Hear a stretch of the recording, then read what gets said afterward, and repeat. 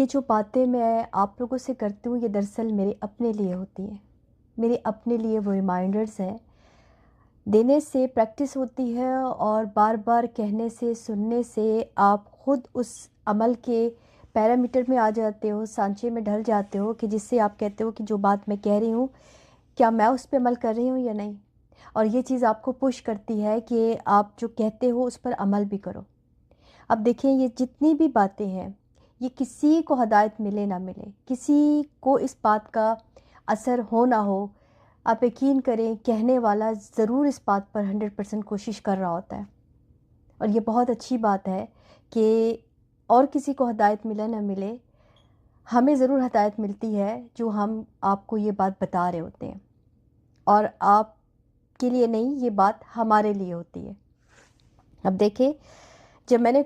آج یہ قرآن پاک کو پڑھا تو میں نے سوچا کہ آج میں دیکھتی ہوں کہ وہ کون سی بات ہے جو اللہ سبحانہ تعالیٰ مجھ سے کرنا چاہتے ہیں،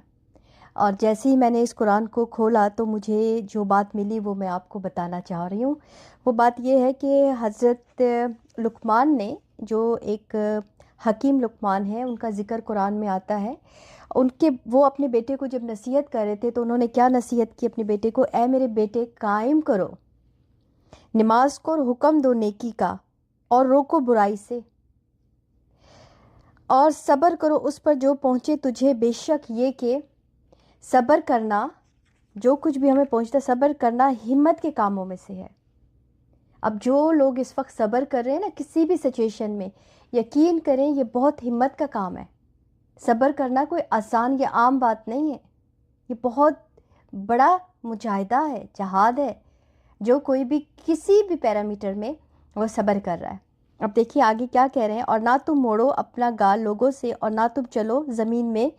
اترا کر۔ اب یہ کتنی اخلاق کی بات ہے کہ ہم کیسے منہ موڑ لیتے ہیں لوگوں سے۔ کبھی آپ نے دیکھا ہے اگر آپ کے ساتھ کبھی ایسا اور کوئی لوگ آپ کے ساتھ موڈ آف کر لیں اور اپنا منہ اور چہرہ پھیر لیں، ان کے پاس یہ علم ہی نہیں ہے کہ کتنی بری بات ہے، اور پھر زمین پہ اکڑ اکڑ کے چلتے ہیں اور پھر ڈرتے بھی نہیں ہیں، کیونکہ یہ خود پسندی کی علامت ہے، اور اللہ سبحانہ تعالیٰ خود پسند کو کبھی پسند نہیں کرتے۔ ہمیشہ انسان کو اپنی اس بات کا لحاظ اور خیال رکھنا چاہیے کہ ہم یہاں پر فار ایور نہیں ہیں، جو کچھ بھی ہمیں دیا ہے یہ ہم نے واپس اللہ سبحانہ تعالیٰ کو لوٹا دینا ہے، اور یہ جسم جو اللہ نے دیا ہے یہ ہمارے لیے تھوڑے عرصے کے لیے ہے۔ اب ہم اس کی قیادت کیسے کریں؟ ہم اکڑ اکڑ کے چل رہے ہیں، منہ موڑ لیتے ہیں، لوگوں سے قطع تعلق کر لیتے ہیں۔ دیکھیں ہم کن چیزوں میں پڑے ہوئے ہیں۔ اور نہ تم، پھر اس کے بعد کیا کہہ رہے ہیں کہ نہ تم بلند کرو اپنی آواز، کیونکہ جو آواز کو بلند کرتا ہے، اور میانہ روی اختیار کرو اور اپنی چال میں اور پست رکھو اپنی آواز کو، بے شک سب سے زیادہ ناپسندیدہ آوازوں میں ہے البتہ آواز گدھے کی۔ کیا نہیں تم نے دیکھا بے شک اللہ نے مسخر کیا تمہارے لیے جو کچھ آسمانوں میں جو کچھ زمینوں میں ہے۔ اللہ سبحانہ تعالیٰ کی ساری تخلیق ہے، ہمیں کس بات کا اتنا زوم ہے، اتنا غرور ہے، اتنا تکبر کس بات کا ہے؟ تو یہ باتیں جو ہیں یہ ہمارے لیے ریمائنڈر ہیں کہ جب بھی کسی سے بات کریں دھیمے انداز میں کریں، اگر کسی سے کوئی بات بری لگ بھی جاتی ہے تو درگزر کرنے کی کوشش کریں، اگنور کریں،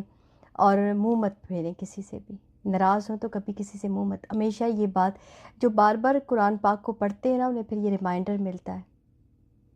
جب بھی میں کبھی یہ سوچتی ہوں کہ بندے کا جب موڈ آف ہوتا ہے اگر اس کو اس وقت یہ آیتیں مل جائیں تو وہ اپنے آپ کو فوراً بحال کرے گا، فوراً میانہ روی کی طرف آئے گا۔ اور اللہ سبحانہ تعالیٰ سے دعا ہے کہ قرآن کو صحیح معنوں میں سمجھنے کی، ان باتوں پہ عمل کرنے کی، اور جس طرح اس کا حق ہے کہ ہم اسے لیں